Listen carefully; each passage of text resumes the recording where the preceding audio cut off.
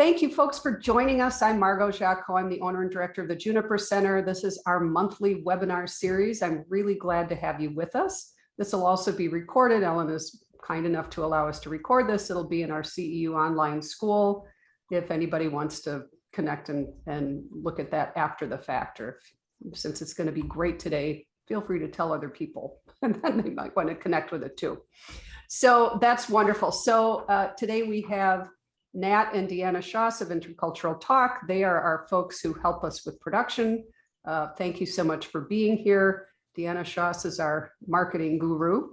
And today we have Ellen Keating, who is our presenter. So thank you, Ellen, for being here.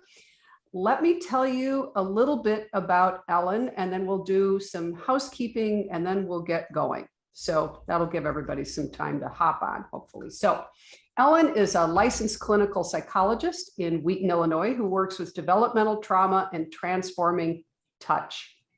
Just fabulous. She originally trained in emotion-focused therapy and noticed how clients would go from accessing deeper emotions directly into their traumas. Thus, she became interested in the healing of trauma and explored Gestalt therapy, focusing EMDR and working with parts of the self. Ultimately, she discovered somatic healing and saw how powerful it could be for the healing of trauma. Absolutely, this is fabulous. Gradually, it also became clear that clients with adversity and trauma when early had particularly entrenched patterns, and this coincided with Ellen being introduced to the Transforming the Experience based brain trainings. She saw through attunement, attachment, and somatic regulation, even the oldest wounds and the toughest patterns can be helped and healed. Ellen is a lead assistant for the Transforming the Experience-based brain trainings and does teaching and consultations for therapists who work with somatically and developmental trauma. In 2019, she presented a workshop on trauma regulation and building resilience at the Association for Prenatal and Perinatal Psychology and Health, and is always delighted to speak about healing from trauma. So welcome, Ellen. Thank you for being here. Well, thank you for having me. It's great to be here. Our pleasure. So Deanna and Nat, why don't we, we're just going to take a pause as people finish getting on this morning. Why don't we do the little housekeeping pieces? We'll do that again at the end, and then we will turn everything over to you, Ellen. Okay. Yeah, for sure. So good morning, everybody. Just wanted to point to a couple housekeeping tips. So if you take a look at the bottom of your screen, there will be a spot for a Q&A. So if you have any questions during the session, we're going to be monitoring that Q&A and going to either address the questions if they're like really relevant to what Ellen is saying, like in that moment, or at the very end, we're going to be leaving time to go ahead and ask questions there. So please do pop your questions there and not into the chat. I would ask to leave the chat open for any technical issues that you may be having. If you wanted to contact either of us, like on the panel, if you had any like direct messages or things like that that you wanted us to know, whether you're going to pop off for a bit or just like general questions like those, we would ask those to go into the chat, and then like things related to the presentation to go into the Q&A, if that makes sense. And then the other thing I wanted to bring your attention to was if you do have the paid version for CEUs. So when you log in afterwards, after this session, when you go onto your course, you should be able to go through the quiz, and then you'll also see the presentation slide deck as well in order to get your CEUs. I'm also going to send an email right after the session so that it'll outline the steps for getting your CEU certificate. And then, like Margot said, this is being recorded. So we're going to be posting it later onto our YouTube channel and then also onto the CEU school if you did want to go back and get those CEUs later. So I believe that is it for me, unless Deanna has something else she wants to say. If not, then I think it goes back to Margot and Ellen. Fabulous. Thank you. Great. All right. Thank you. So we'll go over that again about how to get your CEUs, because there's always questions about that. Again, we'll be taking questions throughout. Pop it in the Q&A. I'll watch that. And as Ellen takes a breath or a break, I'll make sure that I pop those in. Someone was saying that they can only see the four of us. Can you see the slides as well? Because you shouldn't really, since it's a webinar, you wouldn't see all of the participants. You would only see us and then the slides. So if anybody's having an issue with that, please let me know. Okay, so yes, you can see the slides. Perfect. Okay, then you're well on your way. All right, wonderful. Thank you. So Dr. Keating, we will turn it over to you. I'm so excited to hear what you have to say today. Thanks so much. Okay, and thanks again for having me, and thanks again for coming. I'm going to go to my next slide because I'm having a thought about it. So as you heard, I'm very interested in the healing of developmental trauma, and I distinguish between what I call management, which is what everybody has to do if they have traumatic events or other issues. And then I call the healing is more like having resolution. So I'm very fond of resolution because I think it's more fun. And truly it is, but it can be very hard work with people who have that kind of entrenched trauma. I'm going to admit that I'm a recovering teacher. I had a first career in music education. So yeah, so you, Nat was telling me beforehand, she says, I picked up that teacher vibe. So yeah, you'll probably pick that up. But I should be okay today because I used to teach on a 50-minute schedule and when I taught high school. So I do a lot of consultation. I lead some groups of people, of therapists who practice this. And the whole TEB training offers a lot of support that way. So let me flip my slide. You'll get this slide deck, but if you end up with a question later or you want to reach me, otherwise, there's my contact information.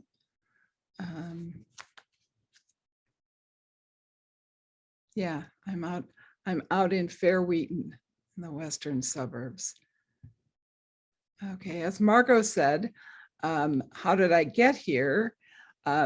My training in my doctoral program was emotion-focused therapy, and that does a lot of magnifying and enhancing emotions. And so once I got out into practice, I was like, wow, this really works. So for some people, once you bring up the emotion, once you, let it process, take it through its normal steps to resolution, people get good results. But then I used to go in percentages. There were about, I'd say 30% of people that they weren't getting better, or they were getting better, but not as far as I would have liked to see for them. And as Margot said, I noticed they had trauma, or they had very, in my estimation, kind of difficult childhoods or adversity. So I got interested in how better to work with this kind of segment of people that they were still managing really hard. Or like we could get to the trauma, but we couldn't get to the resolution. So that then led me to EMDR. And then I say to people, well, that really worked well for many kinds of trauma, and kind of did it for, say, another 20% of people. But then there was this 10% who maybe, no matter how titrated I was, they really couldn't handle EMDR, or I'd say that together we'd be at the bottom of the river or the ocean, but we just could not get up to the other side, to the shore. So then I happened to hear about somatic experiencing, SE, and I took their 3-year program, and that was my introduction to what I call nervous system work. So now I say to my clients that my real North Star when I work with you is your nervous system, because if we can handle your emotions or change them in your nervous system, then they're changed. So yeah, and then your symptoms are more like my benchmarks. How do I know you're getting better, or your problems? So eventually then, through somatic experiencing, I was introduced to the practice of touch. And then I took several courses in somatic touch work, which is very gentle. It's not like massage. It's just like, we'll practice a little of it today. It could be as simple as having your hand here on a forearm. It's not in any way massage or any kind of body work. It's what I call nervous system work. So then in the course of that, I came into TEB, which is Steve's program is primarily for developmental trauma, because we have to really work at the platform. The earliest platform is what we're after. And so, as you'll hear today, things like attunement, presence are very, very important. And they really, to me, are probably the reason the healing can occur, as well as the work on the nervous system, because a baby's nervous system is very vulnerable, and things that happen affect it globally. I could give another whole talk on the ACE study. I don't know if you're familiar with that, but that's Adverse Childhood Experience Study.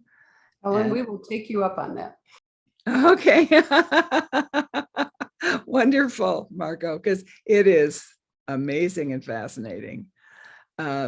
And there's just so much there. I was telling Nat before this that this presentation I'm doing now started out 4 hours when I did it at the conference and had lots of practice in it. And then it became 2 hours, and it's been an hour and a half, and now it's about an hour. And I'm like, I hope I can do it. So, yeah, and then the pandemic came. So all of my colleagues who had been doing in-person touch work, or even touch, what I call across the room, we call it intentional touch now.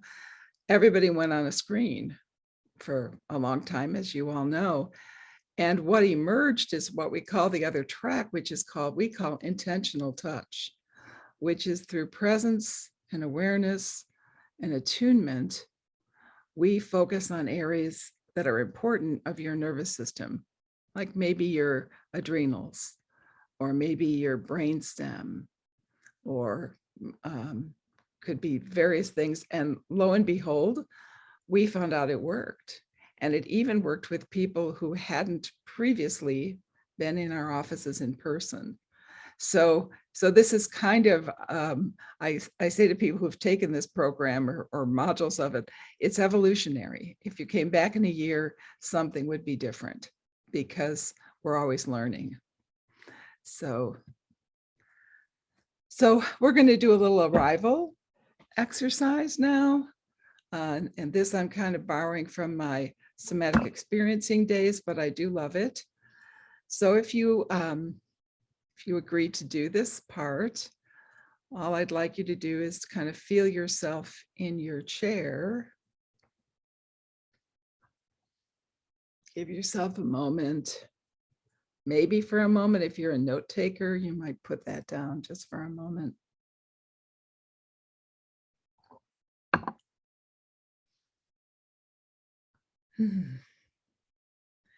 And first, what I'd like you to do is direct your attention to your feet. And then see if you can begin to notice the actual feeling or sensation of your feet as they connect into the floor. So you're going to feel underneath your feet, maybe into your shoes, just this real subtle sensation or experience of the fact that your feet are touching the floor. They're not floating anywhere. So just notice that. Notice that feeling of your feet on the floor.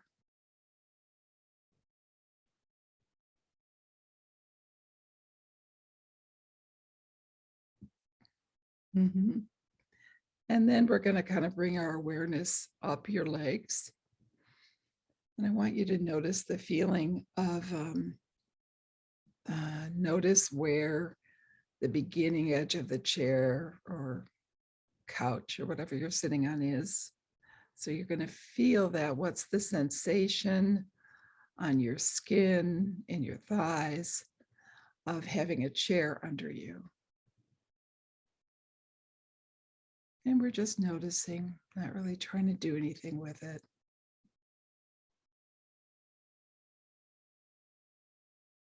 And if you have a more inside awareness in your body, you might also even notice the feeling of your sits bones in your chair.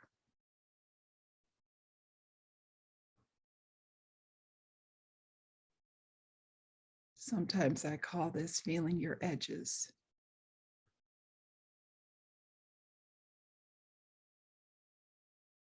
And now we'll continue up. You might notice the feeling of the chair behind you. And just notice, where does your back touch the chair? And maybe where does it not touch the chair?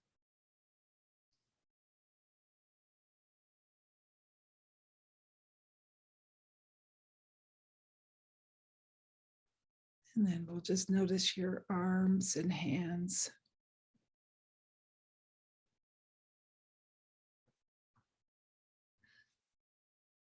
Maybe they're touching you, maybe they're not, and just kind of noticing how that feels. Especially, say, if your hands touch your thighs, what's that feeling of when they come together? Then you might notice if your head is tilted or straight, forward or back.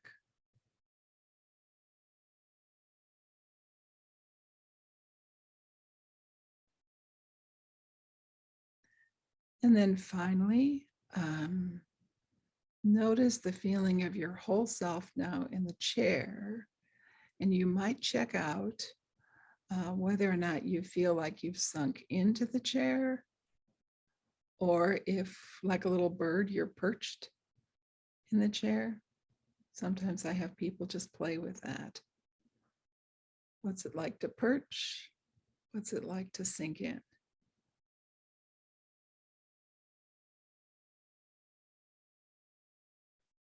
So this is just a little practice of our minds arrived at this meeting. And so we're just kind of giving our bodies a chance to come as well. And you might have noticed some, I don't know what your experience was.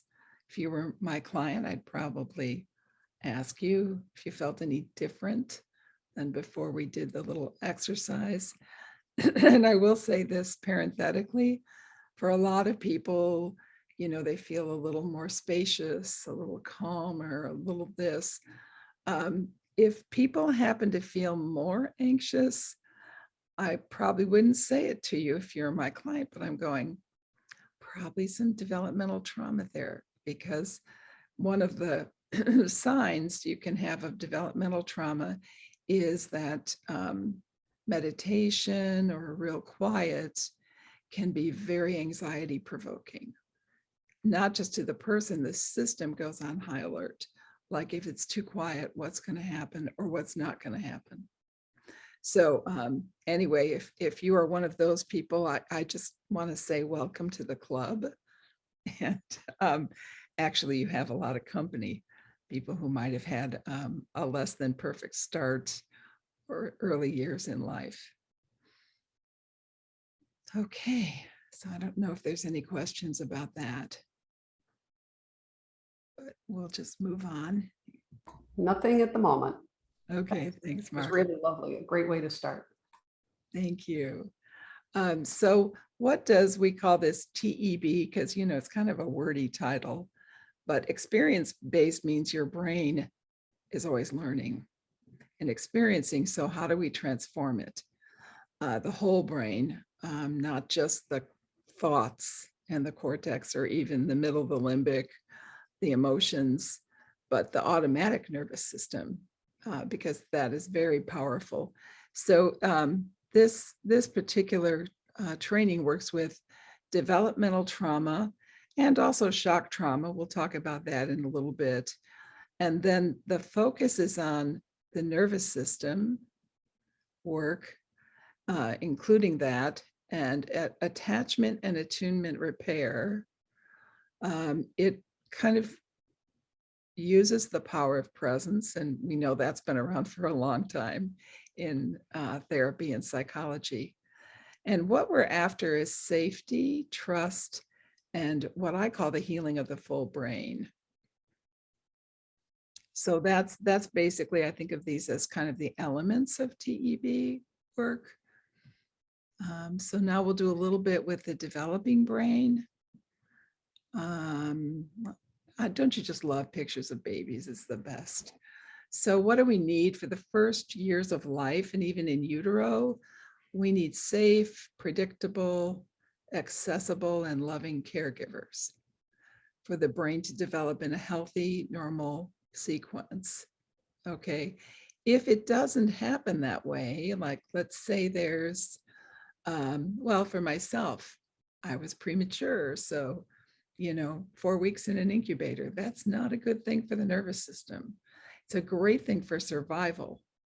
And so, but it can do some things to the way your nervous system operates and how you then emerge physiologically as well as relationally. So that's the ideal. And I think most of you know, kind of the percentages of what they call good enough parent. They used to say 60% if you're meeting the needs of the child, that's good. And now they really think if you're succeeding 30% of the time, that's pretty good.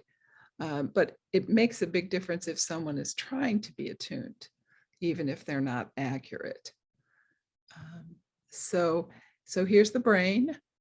The picture, of course, of our friend there is because the reptilian brain, which would be, there's a little model where you use your hand, and the reptilian brain is the bottom. The limbic brain in the middle is here, and then the cortex comes around, and that's the top brain.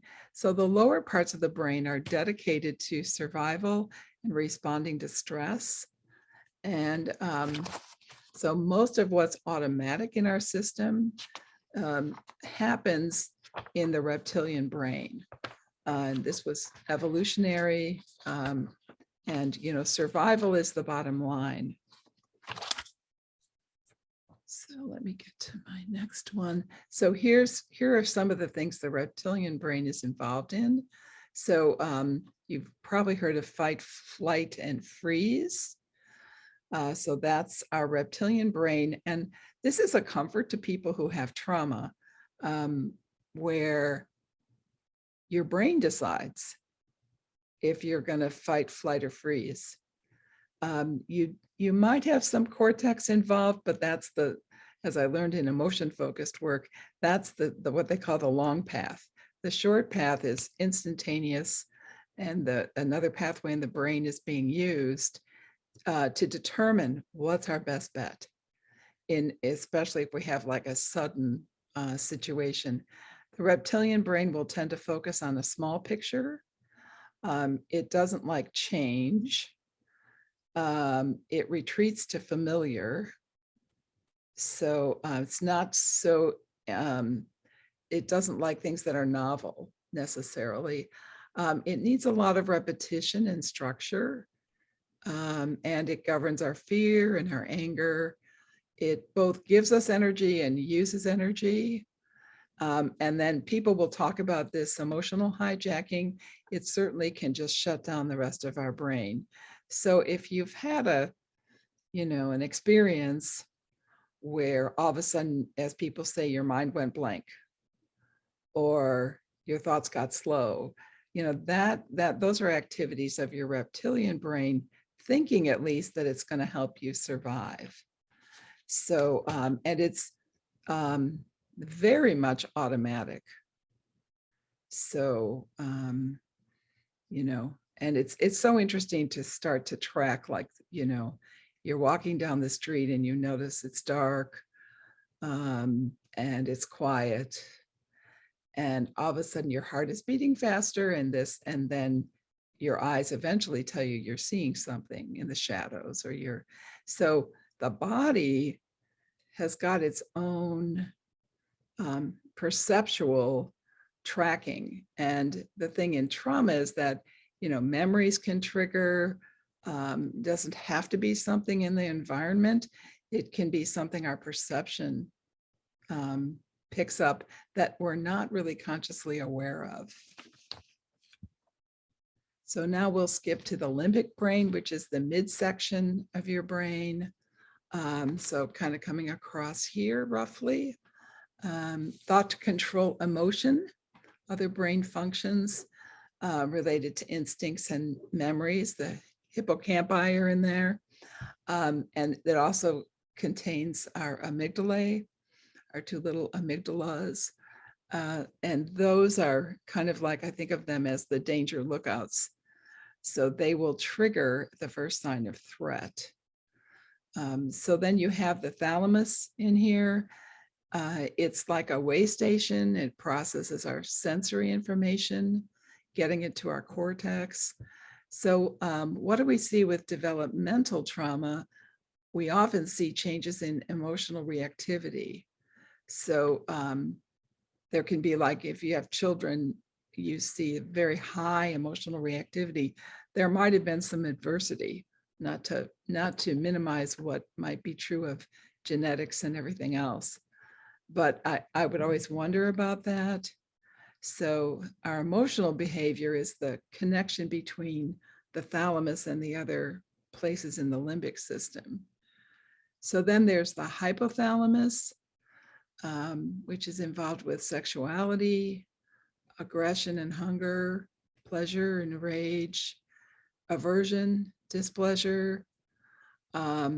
If people have, we call it neurological laughing, where it's almost a little hysterical, that's coming from the hypothalamus. So there's an axis, a fear axis or stress axis that's kind of been well documented called the HPA, which is hypothalamus. And then right nearby is the little tiny pituitary. And then that gives messages that go way down to the adrenals. And they trigger the onset of adrenaline and acetylcholamines, all the hormones and things that get us ready to fight or flee.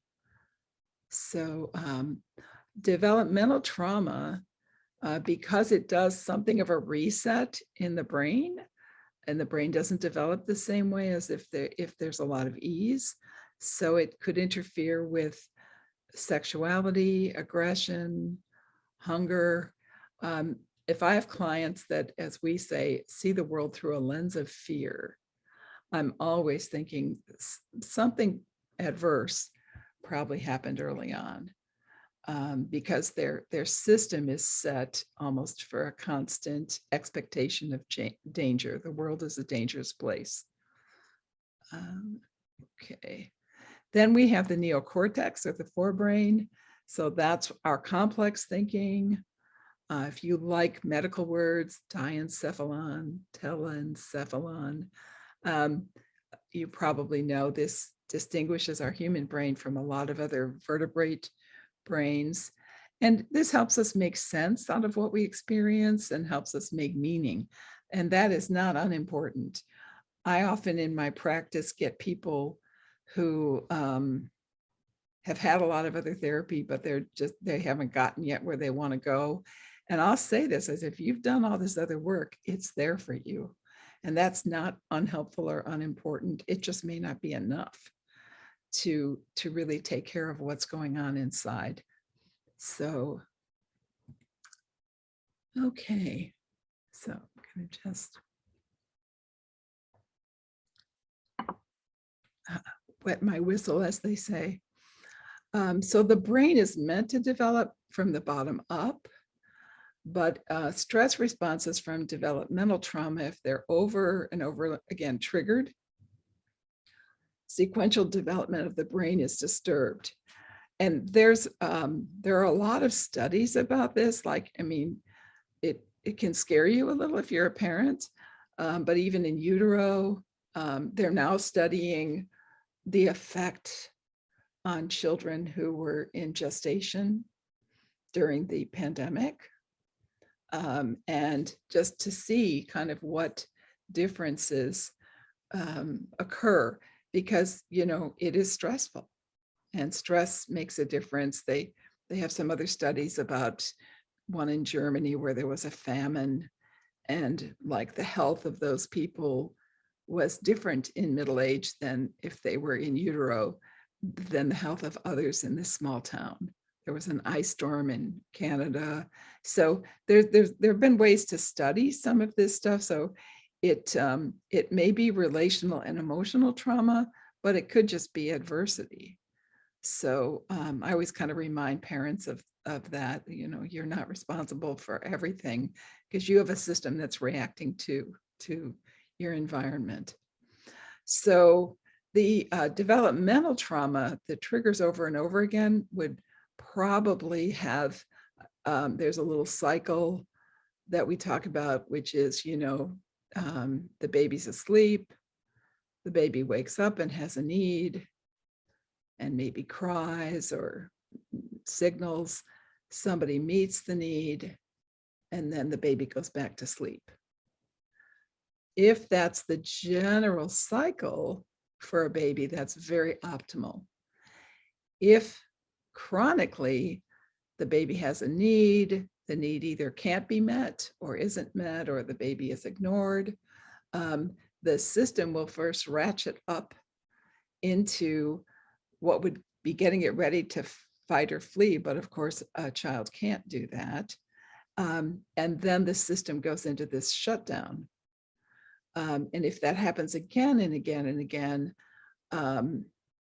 more things get shut down than you wish would get shut down. But some things start to be missing in development. And then the system cares way more about surviving than health or than development. So it will find a way. And our systems are so wonderful how they compensate. So your body will find a way to do whatever you need to do, but things might not be balanced the way they should be. So somatic and body-based healing are targeting mostly the reptilian brain, because we want that healing at this foundational automatic kind of level. Okay, so now we're going to just do a brief comparison with shock trauma versus developmental. So shock trauma in general is an emotional response and a physiological response to an event. So there can be shock, there can be denial, there's a whole sequence that the system goes through. People know this if they've ever been in a little fender bender even. Your system revs up, there can be the afterwards shaking, there can be the afterwards nervousness when you drive. And that actually is normal.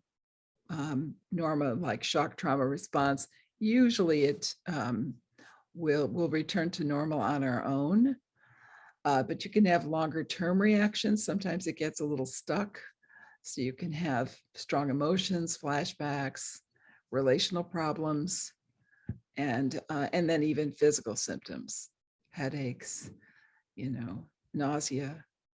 So there's a whole sequence of when does it cross over to when it needs attention.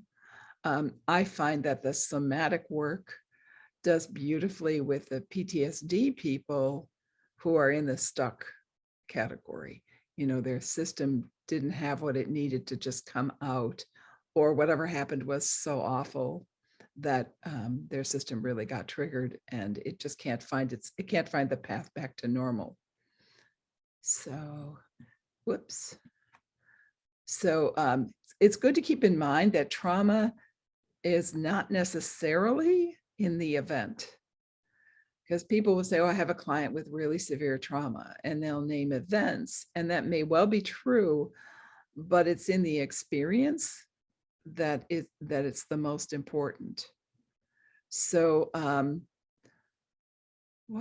think this is Peter Levine, who's, it's some sequence like trauma occurs when things happen too fast. Something is too fast, so I didn't have time to react.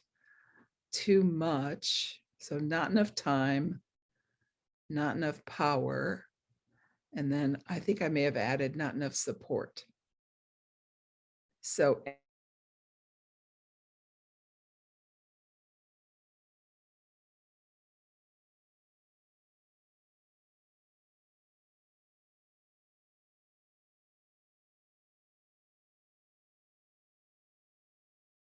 different people in different ways. So it's just to know we cannot presume the level of trauma a person might have had. And people will come into my office a lot and they'll say, oh, this or that wasn't so bad. Like a great example, my childhood wasn't so bad, but I'm like, this person is acting like they've had developmental trauma. There's nothing in the parenting. And then it comes out that either they had chronic asthma as a little one or chronic earaches, and they were in pain. And it took a while to, get the healing or get the tubes or get the antibiotic. If that happens again and again and again, it can leave something in your nervous system. So again, it might not to the world seem horrible, but it might have really impacted a person. So I'm pretty careful on my history. Okay, so then there's developmental trauma.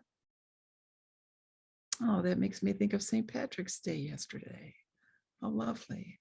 That might actually be a picture from Ireland. So what does it include? Any adverse event for the child or the family. If your parents are stressed, as a child, you're going to pick it up. Could be medical challenges, could be disease. Then you have things like physical and emotional neglect, or just chronic stress and distress in the home. This could be more emotional, even the lack of safety or security, could be environmental, and then a lack of bonding. So like the children who've had medical stress and been taken away from their parents or had to be away from their parents to have it taken care of may experience bonding issues. Let me take a second and see where I am. Okay, we're doing fine. Okay, and how does developmental trauma maybe show up? So you can, and it's not that any of those things these things can't exist without developmental trauma, but I would always have the curiosity, the wondering, like, is part of this might be like, I'm thinking the system got set up in an unfortunate pattern. So sensory processing disorder or SPI, ADHD, you might see oppositional defiant disorder, you might see what looks like bipolar, any of the personality disorders, we kind of look at, they are a pattern, they are a survival pattern. And so they have, and I think of them as having different flavors, but a lot of those I would almost presume early trauma, because you had to learn to act in a certain way to survive and it became your pattern. PTSD, sometimes cognitive impairment. I think it's Bruce Perry did the study of children with severe young stress. And I think he tested, because he's a psychiatrist, he used medication to help at least temporarily calm down the system. And he said, when activated and dysregulated, which we call that, you might lose as much as 40 points of your IQ power. And if your system is in a calm state, you get that back. So you can imagine how difficult it can be for some children in school. Then you might also see actual developmental issues like speech delay, learning disabilities, and it might just be relational, that children are just not able. Other kids don't usually want to make friends with unhappy kids or shut down kids or aggressive kids. So, okay, so now we're going to move on to the biophysiology of trauma. Doesn't that sound like fun? So what does trauma do? Stephen Porges, who lectures a lot and has several trauma cure-like programs, he's done some fascinating research. It compromises our ability to engage with others. It replaces the patterns of connection with patterns of protection. I just love a pithy sentence like that. But that's really what adversity or trauma do. So I use those interchangeably a lot because otherwise people get caught in whatever is their definition of trauma. Sometimes it's just adversity. Okay, so what's the autonomic nervous system? You don't control this part of the body. So it's got your heartbeat, your breath, and your digestion. The number one job is to keep us alive.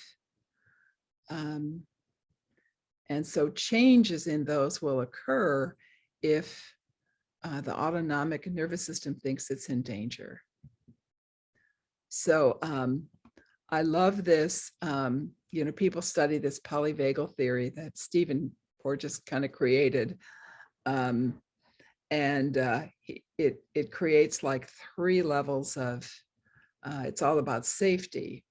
And if you're interested in this, there's a 28-minute video by his son, Seth Porges, who also I think did some stand-up comedy. It's on YouTube. But I think I borrowed some of his material. He teaches this, and this can get so complicated and so hard to read in some of Stephen Porges's books. And this kind of makes it relatively simple for our purposes. So you've got social engagement, and that's safe level, okay? You're available, alert, and you can engage with others. Then you've got mobilization, which is more like your fight and flight, but you're preparing to do something about danger. Then if it's really life-threatening and you don't have those options, you go into immobilization. So that's more like the freeze state. So neuroception, these are big scientific words, but it really just means what's my level of safety. So there's a momentary neuroception, and then there's my resting place. So like, how safe am I in general? Like, I've had trauma people who say safety. I didn't even use the word with them because they were so triggered. Like, no, I'm never safe. And I'll go, okay, true that. And, so it can be hard for people to find any gradations in that, but that could be important to notice. I might feel a little safer here than there. That's a somatic kind of awareness. So there's the stoplights. It reminds me of kindergarten. Green light, you feel safe and you can move forward. Yellow light, danger. You stop, you pause, you go through a whole sequence. And then if it's really threatening, you get the red zone. So this is happening, as I said before, in your autonomic nervous system. So your body is always interpreting and internalizing and putting together stimuli, and you have a hippocampus to help you remember things from before. It's involuntary, changes everything in your body. It's sensory. Your body kind of transforms and different systems get activated. And then the activated state, if you're chronically activated, that's your view of the world. What it should be is momentary, and then you come back to normal. Okay, so here's green, and this is just to say some of the effects of when you feel safe. So slower heart rate, saliva and digestion. The facial muscles, like you might notice when people are very stressed, their faces get flatter, like they don't move much. And that's not something, again, you can, what's the word? You can manage it, but it's still happening. So if you feel safe, you have more vocal lift and fall, prosody, and better eye contact. Your middle ear muscles, and Stephen Porges loves the ear muscles. He did a lot with hearing. They turn on in the range where it's better to hear voices, and only modern mammals have that effect. Okay. So the green state, as he calls it, is it's healthy. Okay, so your health will be better. You get your oxytocin, makes you feel closer to people, and it's good for your body. Learning, critical thinking, flow state. You've just got the possibilities for these. Life is more relaxing and enjoyable. And interestingly, it makes people like you because you seem easy or you seem relaxed. And, you know, people like ease.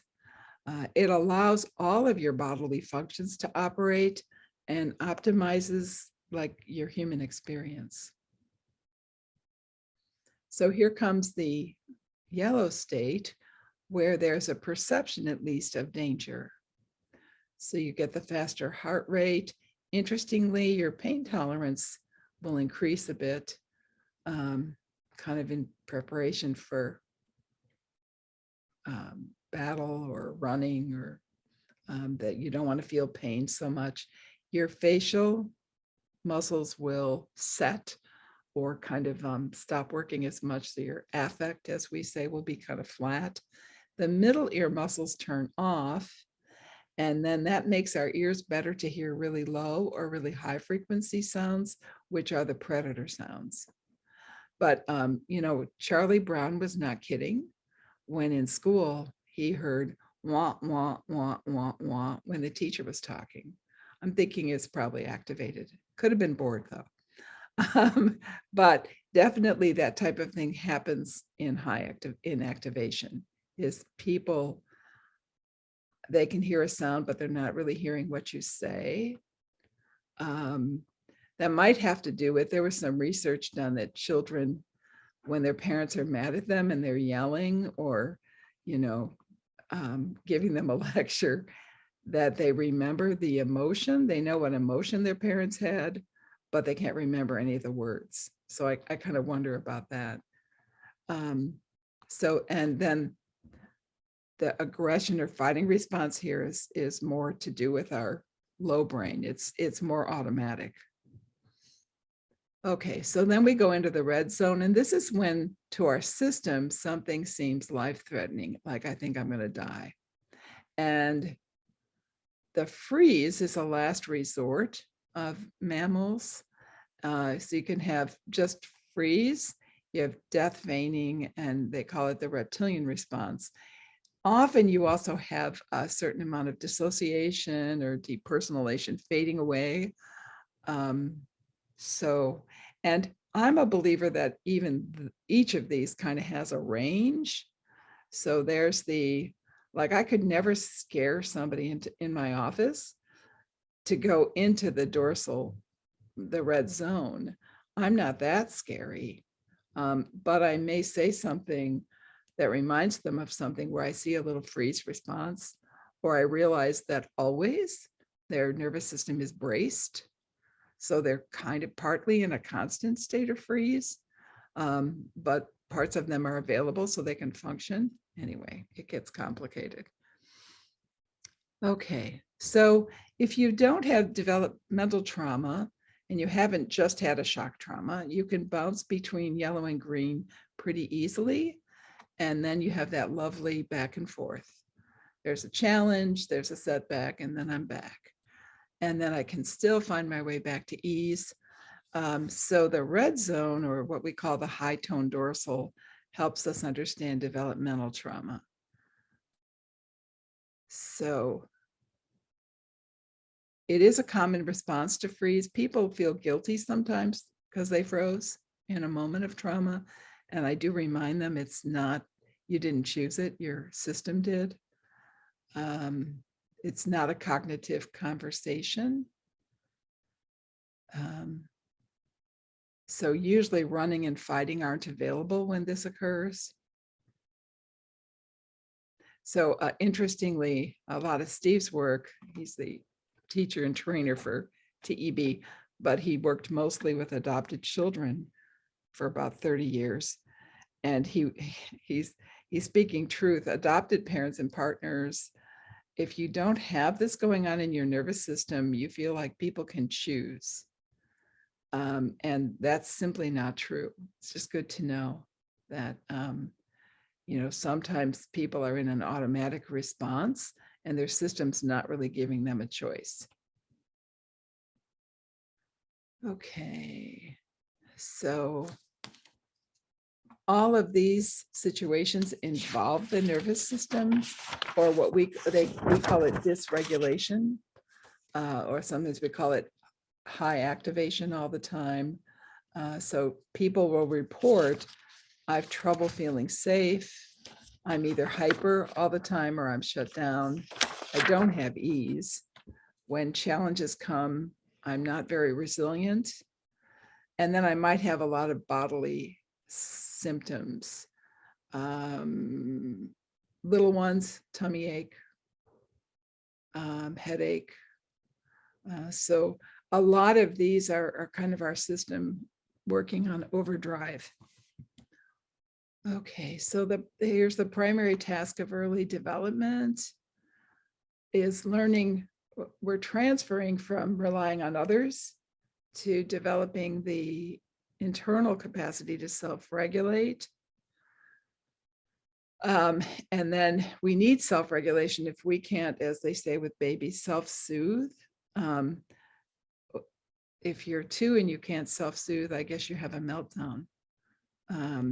And actually that's pretty typical in 2 because of some brain development issues.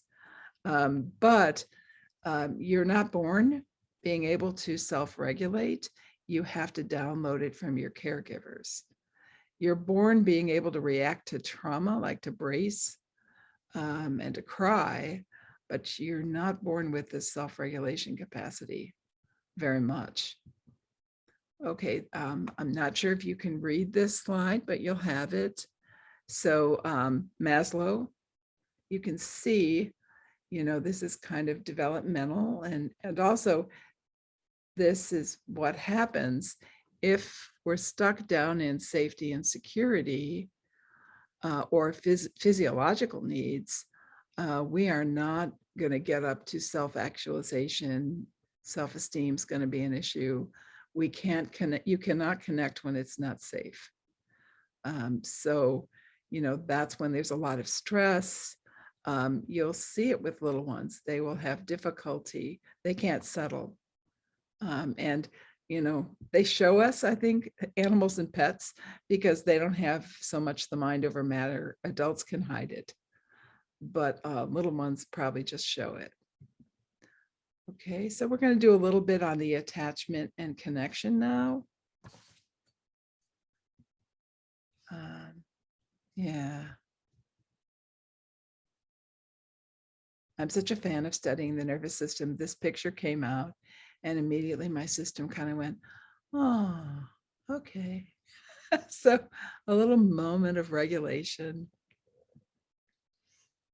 So this is very much an overview, but you've probably seen some of this information before.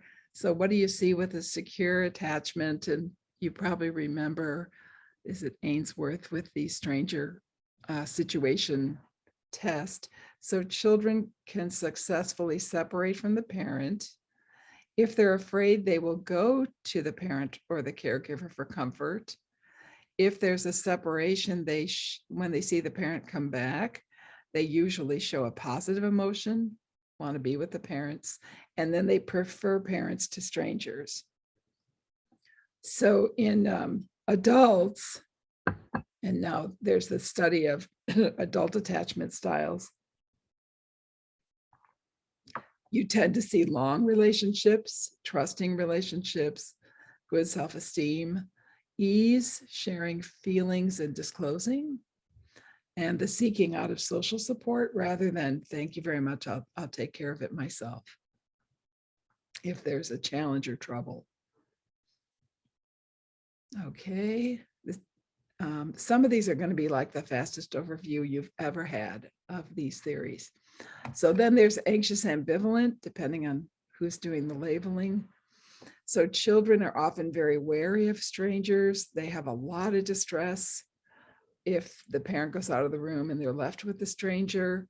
And then after the separation, they don't take a lot of comfort in the parent being back. So, and then adults have hesitations to become close to others. They're the people who worry a lot. If my part, are you going to leave me? Are you going to leave me? Do you love me? And then if a relationship ends for any reason, they have very extreme reactions and responses. Okay, and then we see, I think this one is often to some people called anxious attachment, but you know, the labelers. And then this is often called avoidant attachment. So children who are primarily avoidant may avoid parents, like not be close to them in the room. When they're distressed, they don't seek out the parents for comfort or contact. And they don't really prefer their parents over strangers. They're a little different than the one where the parents in the room and they get used to them and then they're okay with the stranger. But this is almost like they would just go to a stranger. For adults, they can have problems be triggered by closeness and intimacy. And they, many avoidant adults don't invest a lot in social or partnering relationships like long friendships. And they have a hard time sharing their feelings, even with people that they love. And then we have my personal favorite. This is probably the most common with developmental trauma, I would say, or you see a lot of it. So it's that mix. So children will show this mix of this avoidant and anxious behaviors. They tend to be vigilant and apprehensive or just confused. They may also seem checked out or dazed, or unfortunately, sometimes the checked out baby is labeled the good baby. So, you know, it always is important to look closely. For adults, they might be something of a chameleon in relationships. Sometimes I'm this way, sometimes I'm that way. Possibly, you might see a history of the parentified child, which means you had to take care of yourself and others way before you were really able even to take care of yourself. And then they have instability in seeking out help. They do probably some seeking and some avoiding, so that, you know, you tend to see really the disorganization. Okay, so then there's our friend, John Bolby. He did a lot of great work on attachment styles. I think there's a story about him and his nanny, that's who he was attached to. So, but he believed these styles are established early on in the infant caregiver relationships, and they seem to be pretty stable across the lifespan. He was the one that probably, maybe not first, but that our longing to attach has this evolutionary component. So we have to attach some way in any of the styles. We have to figure out how are we going to attach, because that's our survival when we're young. Okay. We use these four principles a lot in our TEB work, just in not by what I call infantilizing anyone, but, you know, how am I going to act in these ways that promote a normal attachment? And they're quite important in infancy and early childhood, but they're important to everybody. So the therapist in the TEB would be more closely aligned with the parent, and would want to be the stable and secure base, so that a person can find more safety, so that we can find more healing at this deep, deep, probably mostly unconscious level of the nervous system. So you have secure base, which means you're there, and you're present. Then you see the examples with kids with rapprochement and other things where the child can explore but can turn their head and look back, and the base is still noticing them, knows they're there. So safe haven, if there's fear or a threat, and you return to the attachment figure for some comfort and safety. And then proximity maintenance is, that physical space. So, and people have different, adults especially have different proximities that feel safe to them. And so as a TEB therapist, I want to pay attention to that. And then separation distress, you're going to probably see that too, that, clients, you probably see that already. Clients, if my therapist or helper or practitioner goes away, I might have some anxiety. I might have some distress over that. It means we're attached. It doesn't necessarily mean that I've made you dependent on me. But for people who never really had secure relationships, I think it's kind of an important, almost, I shouldn't say phase to go through, but it's important to allow for that, because I don't know if we can heal developmental trauma without attaching to our therapist or practitioner. So we use attunement and receptive presence as two of the keys in healing developmental trauma.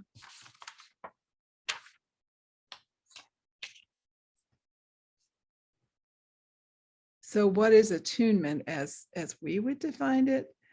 We want to give as much as possible our complete and non-judgmental responsive attention to another person. So that might be through eye contact, our voice, our eyes, our again, our proximity, and keeping in mind it's not judgmental, and it's noticing you. So that's what I'm trying to do when I'm working with a person. Probably none of us can really give our complete attention for very long. So we just keep coming back. Just as if I'm taking care of a child, will my mind drift? Of course. But then I'm back. And if they've noticed, I apologize. So if we go back to infants and toddlers, they're fully dependent on caregivers to meet needs. So attunement is one of the basic needs. So that means, and you have these people too, they had physically attentive caregivers, but not emotionally attuned. And so they will say things like, no, I don't know what I want. There's a lot of I don't know in early, if people say, I don't know, that's again, a little clue for me that there might be some early developmental trauma there. Because if no one sees me and is saying things like, oh, you like that. Oh, you don't like that. Oh, there you are. You just thought of that. Okay, so the joy of this little person in their development, if somebody has attuned to that, that's very important to that little person knowing who they are, how they feel, and what they would choose. So it is a basic need. Then misattunement, and this is Alan Shore. So it, and an infant will become upset because a caregiver is not able to meet the need, possibly doesn't choose to, but sometimes not able. And then we call reattunement is when, the parents will soothe the baby. So the baby gets upset. I couldn't meet the need. They get upset. And then I respond appropriately. I don't get upset. I go and I try to soothe the baby. Like, oh, you didn't like that one bit. Easier to do with babies, actually, than with grown-ups, only because, you go into that cool language with babies, and after all, they're just babies. With adults, you have to kind of wander around, pretty great cognitive processes. So it probably looks a little bit different. We talk about that. Okay, so infants and toddlers. Yes, okay, we got that. It's unavoidable to be misattuned, but it is wonderful to have the correction. Constant misattunement means that the infant is no longer like the center of the universe like they should be, and that they matter. And they know from research this can stunt growth and development. So that's what we're repairing in this particular work.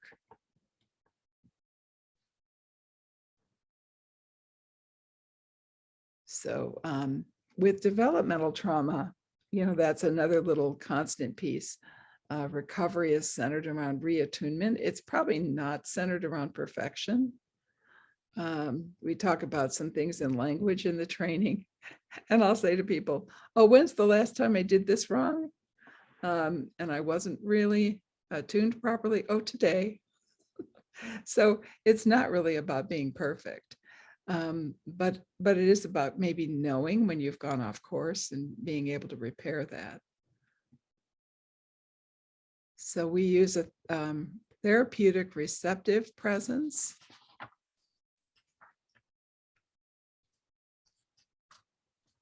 And we're kind of more in the third bullet point. We're more in the waiting for the client to find us, and we're there and available, as opposed to, oh, let me help you. Oh, let me help you. So it's got a waiting and welcome more than a fixing quality.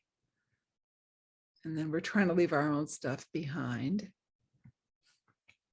So you clear your mind of static, and you really try to see your client, even as you're speaking with them, even as you're maybe doing specific touch work or specific nervous system work. So we want to get that right brain to right brain connection going. So present to and connected with your client. I'm sure you do this in many ways already. So in the TEB program, they treat trauma. We treat trauma as a physiological issue, and understanding it's hard for them to feel safe. We try to maintain our own regulation. We use the nervous system, and there's a process which actually occurs in the 7-point protocol,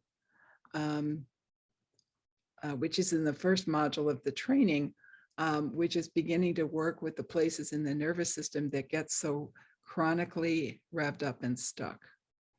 So again, there's more there.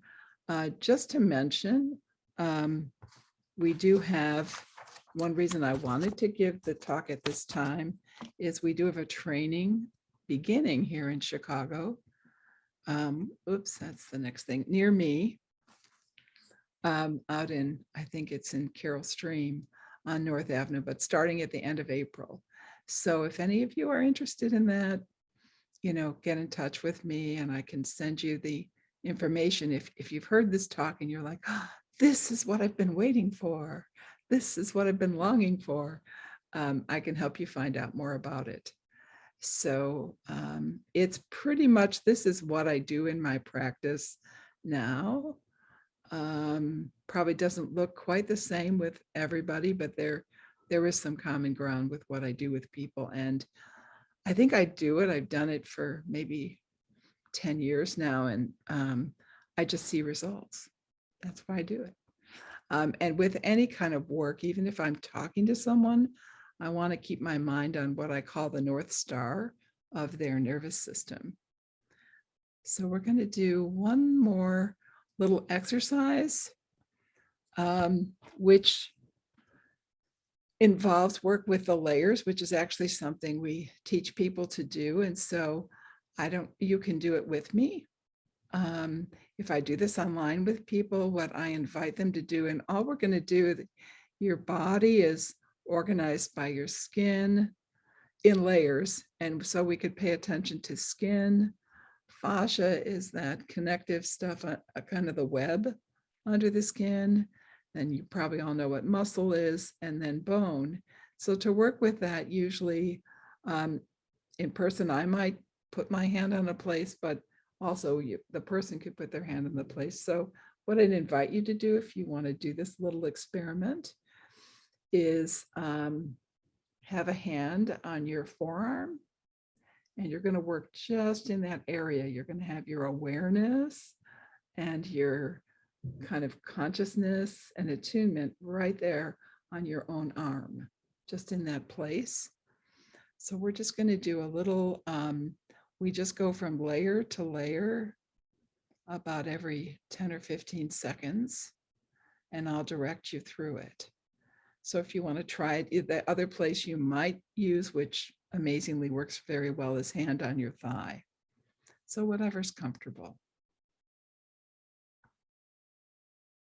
So take a moment maybe before we start to just, again, feel the chair under you. Kind of come into your own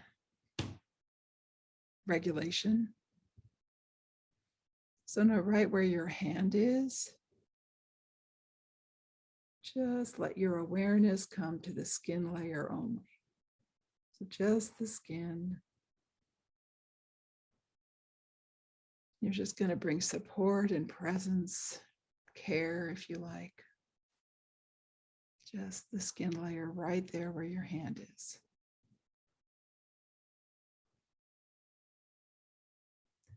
And now, just like you're on an elevator, go just under it and imagine the fascia, a web of connected tissue.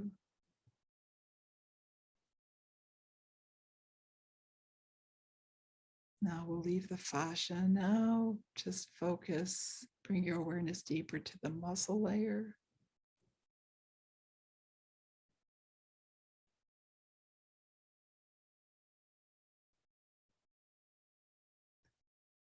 And then we'll go all the way to the bone layer.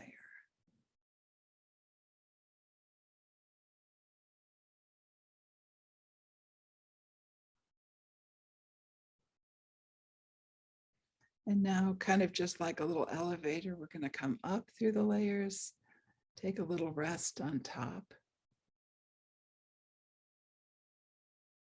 Let your attention relax. Then we'll go back now to the skin again, just the skin layer. Just want to support it. No agenda. Okay, now we'll do the fascia. As much as you know what fascia is, just imagine some connecting tissue. And then the muscle layer, get with muscle, just showing up.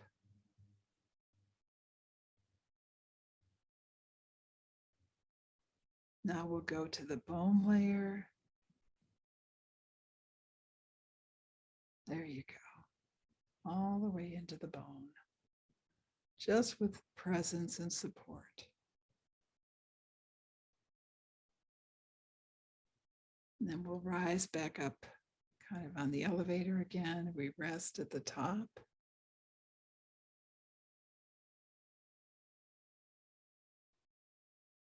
Now, once again, we'll go to the skin layer.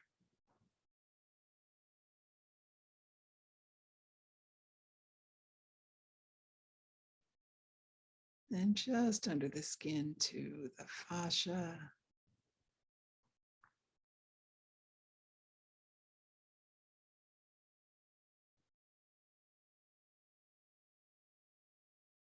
And now we'll drop into the muscle layer, just supporting the muscle.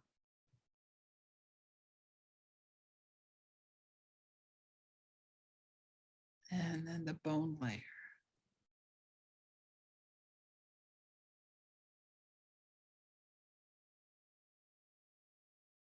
Supporting the bone. Once again, now we'll rise up through the layers, and you want to move your hand from that place just to signal to your body that, it's all finished. And then, you might notice we do the layers just to support what I call balance and coherence in the system. We actually do it just like that. So you might notice how you feel.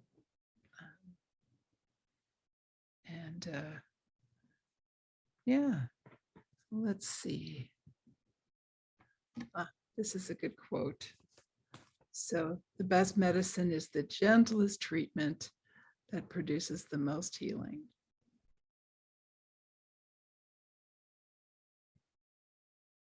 Okay, and so here I have it's a little blurb from the TEB training. Coming to Chicago soon. Okay. So I think I've made it. You have. Beautiful done. Thank you. That was great. So that's wonderful. I'm all relaxed now. I have to wake my brain back up. So do you have questions, or do you just want to rest now? Oh, yeah, right? Well, yeah, I mean, it's nap time. Yeah. So any questions, please pop them in the Q&A. We don't have any currently, but while people are considering or thinking about it, I have a question. So I did the somatic experiencing training. How is the transforming the experience-based brain training different, similar? Where is the crossover? The crossover probably is nervous system and regulation. So there's probably the most obvious crossover.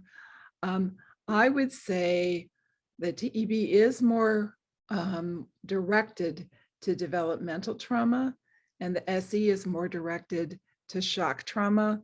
The best example, if you're an SE person, is you want to complete a fight response, say, or a flight response to resolve something, and that's in the body, like, what did I not get to do? And you are promoting that. If you think of developmental trauma, babies really can't run and they can't effectively fight, so they're left with freeze. So those interventions are really more for the shock trauma. And maybe some adult experiences. We're trying to heal what I call the platform, which is the platform of when I get up in the morning, how dangerous do I think the world is? Mm-hmm. How optimally am I functioning? And how much ease do I have? Mm-hmm. And also, I think there's probably, not that SE is not relationally attuned, it is. I love SE. I've done it for a long time. But the attunement for this work definitely would be like a much more important component. The other thing that is in the training is we do pay attention to the reflexes, the primitive reflexes, and we do some work to help them if they're not already integrate. Yeah, very gentle work. Ellen, at some point, would you be willing to come back and talk to us a little bit more about this kind of training? I know you have this other training coming up locally, but it might pique people's interest if they have examples of that. So maybe we'll have you come back and do that. It sounds fabulous. And you're right. I mean, somatic experiencing is more about the shock trauma pieces. So, okay. So we have a few questions. One is, can you repeat the 3 aspects of trauma occurring? Not enough time, not enough support, and not enough Power. Great. It's according to Ellen for sure. Right? Yeah. Right. But I think according to Peter Levine, it's That in is Peter Levine. somewhere, something Right. like that. Right. Yeah. But I think it is true. Yeah. Yeah. This is from Amy. How do you help a person who gets anxious when beginning the layers exercise? Great question. Yes. One of the things I might consider is whether or not their system knows me well enough to even do a silly thing like this. Right? Yeah. People are like, what are you doing? The other thing, again, so I would have a relationship. Then if they report anxiety, I mean, I think of that as actually kind of normal. And so I always ask permission. I always say, if something is too much that we try, you can tell me stop at any time, or we can stop at any time. And, there's no need to push. We're trying to avoid the pushing. Now, but I would also point out, to a system that has early trauma, anything novel is dangerous. So you got to kind of keep that in mind too. So sometimes in the work, I think we're balancing a little anxiety because it is new and different, but not. I do have clients, they're so desperate to heal that they'll do the, I'm going to grin and bear it kind of thing. And actually it still works. Yeah, it's still Even if they've decided to endure it. But we talk about that. That's just an aspect that we talk about, which is we're not out really to push your system. Yeah, that makes sense. So sometimes, I suppose, I don't know what I do, depending on what the client really said as we explored that anxiety. If they brought it up, though, I kind of take it as at least a temporary stop sign. Well, in that negotiation, Yeah. this is the very thing they couldn't do. Yes. And it's like, oh, your anxiety is important. Yeah, I see it. I hear it. I'm going to respond to it. Yeah. And we don't really want to override it. Yeah, but we want to support it and still allow you to, challenge yourself a little bit. Yeah, right. But that's all in the process. So Amy is asking, what does a typical TEB session look like? The TEB session would be kind of the normal, well, maybe not normal, the check-in that people do. It varies a lot. There's a saying in developmental trauma, when you've met, it's true with TBIs, traumatic brain injuries. If you've met one, you've met one. And so it's different for everyone, but in general, it would involve some kind of a check-in. How did you do after our last session? Is anything different this week? Because that's me and my benchmarks, trying to find out if anything is changing and if you're getting better. And then I would then go right into the work somatically, how we just focused on the layers. We do some very specific focus on each adrenal and on the brainstem, because brainstem especially big in the safety zone. But it's just that same idea that we just did in layers, where it's just supportive. If a person is open to somatic touch, I might be doing this. I'll show you with my brainstem. And that's all that is that I'm here. But I could do it with someone online. And I said, okay, we're both going to bring awareness here. But there's certain things that are portals, I call them, of the nervous system. And so we will work with those. And then we might also do something like layers or something more specific. Or if somebody says, I've got this terrible anxiety, I have a way of, Essie uses pendulation too. There are somatic exercises where I can many times soften. We can soften anxiety. We can soften really, what do you call it? grief responses, shame responses.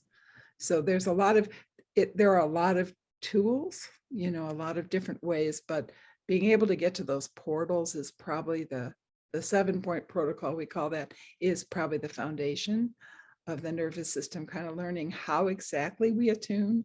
Mhm. So check in, and we do some somatic work, and then check out.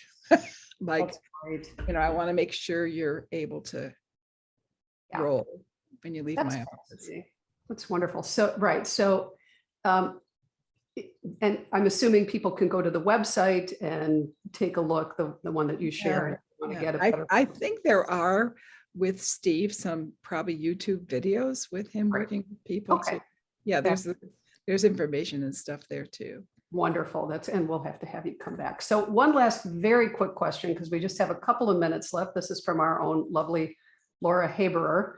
And since attunement is so critical to this form of work, I'm curious how well or disrupted the ability to attune was via Zoom therapy, or even via the phone. I ask because I did predominantly phone therapy for the first 18 months of the pandemic and struggled so much with attunement, something I'm finding critical as a therapist. So it sounds like you do, when you're online, you're mirroring the exercise with the client. And maybe we're just talking it through. Yeah, got it. So the attunement is all the things we usually think attunement is when we're talking on the phone or online. If I'm doing the actual protocol work, the somatic work, I talk more online. Like I guided you all through, I might not talk that much, but online my voice is an anchor. Yeah. And it lets you know, because of this strange electronic connection, it lets you know I'm still here. Yeah. So there's a little more talking, just to let people know. And then you use this kind of we language. Now we'll bring awareness here, say to your brainstem, if we're doing that thing. If it's, so there's regular conversational talking. And then if we're doing the work, we're both just bringing awareness. They don't have to. I always say that the client does not have to be present to win. Like they can drift. I say it's okay. I'm gonna show up here, and this is what support and give care to and awareness. You wouldn't. I mean, it's kind of funny. If I heard about this, I'd go, "Really? Does this work?" It really does work. Well, you wouldn't but, be. But it's not the first thing we think of as trained psychotherapists. I love it. Well, this is fabulous. We have one final question from Barb asking how you work with emotion. We are out of time, so we can't address that, Barb, but if anyone wants to connect with you, Ellen, and has further questions, can they contact you via your own website and or email? And I don't have a website, but I have my email and phone and all that in the slide deck. Wonderful. Perfect. Okay. Which everyone will receive, by the way. So you'll get Ellen's information. So Ellen Keating, thank you so much for joining us today and for doing this presentation. I want to do a part 2 and a part 3. The nervous system is my jam. It's made all over the world in my work with people. So I appreciate you coming to share this. So Nat, do you mind popping on for one last moment, please, and just letting people know how to get their CEUs? Yeah, sure. So like I mentioned earlier, I'm going to be sending out an email that is going to do all of the steps that I'm just about to say. But basically what you're going to do is when you log in to the online school and access the course, so Introduction to TEB, you're going to complete the end of session test. It's like a little quiz that just has like 4 questions. It's pretty quick to go through, and then you will just do a course survey, and then your certificate will be available to view and download. And so I will also be sending out the step-by-step instructions for that. And then, like I mentioned, this is going to be recorded and then uploaded to our CEU school. So if you decided today that you just wanted to join in for free and like see what's going on or what's up, and you really like the topic, then you can totally come back in and then take the course and actually earn the CEUs for it. Fabulous. Thank you, Nat. And thank you, Dr. Keating. Thank you all for joining us. We do this once a month. Thank you for coming. Much appreciated. We'll look forward to having you back. And we hope everyone else can join us next time. So have a great weekend, everyone. Be well. We'll see you next time. Thank you. Bye, Ellen. Bye, Nat. Bye. Bye-bye.